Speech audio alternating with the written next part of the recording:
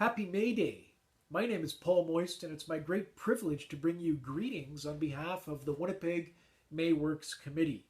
Ordinarily, we'd be at City Hall for speeches and marching through the streets of Winnipeg. That's not happening this year, and like other workers around the world, we're commemorating May Day in a different fashion due to COVID-19. And that's a good place to start with a special thank you to the workers on the front lines of COVID-19, the healthcare workers, the grocery store workers, the transit workers, truckers, meatpacking workers, emergency service workers, long-term care workers, all of the workers who are at work keeping us safe, keeping us fed. A special thank you.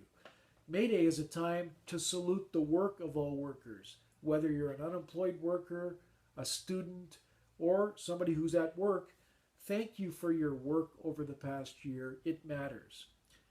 And we dedicate ourselves to the global struggle to build a better world and to bring more dignity to the work of all people.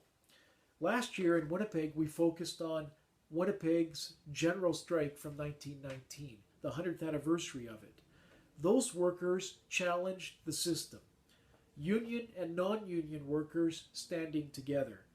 Conditions were poor, wages were low, union recognition was hard to achieve, housing was poor, there was no healthcare system as we know it now, no sharing of the wealth in society.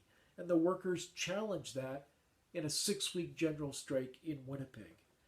When you think about it, things are not a lot different today. Wages have been flat for 40 years.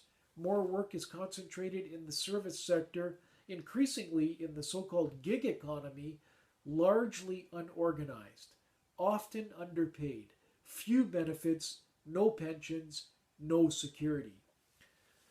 COVID-19 is global. There is no local solution to COVID-19.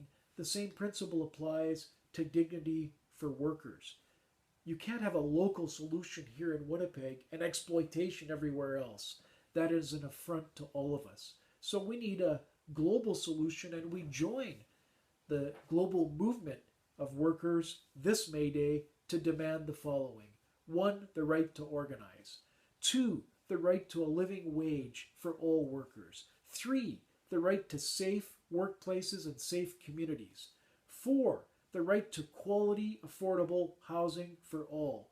5, the right to clean air, fresh water, and a healthy future, a climate change plan that puts people first. 6, the right to universal public health care and public education. 7, labor rights are human rights, but we don't just speak today of labor rights. We want human rights for all refugees, for all indigenous peoples, for all citizens who are exploited and seek the dignity of human rights anywhere on the planet. The needs of people must trump the greed of capital. In 1919, we had leaders saying to masses of workers like J.S. Wordsworth, "What we desire for ourselves, we seek for all." That message remains relevant. We don't just seek labor dignity for workers here in our community of Winnipeg, and we certainly do seek that. We want that extended to all areas of our country and indeed throughout the world. Let me close with the words of Fred Dixon, who defended himself successfully on trumped-up charges 100 years ago arising out of the Winnipeg General Strike, and he said this in the courtroom: "Justice decrees that those who do the work of the world should enjoy the wealth they produce, and there should be an end to all the privileges by which the few exploit the many." Happy May Day to each and every one of you.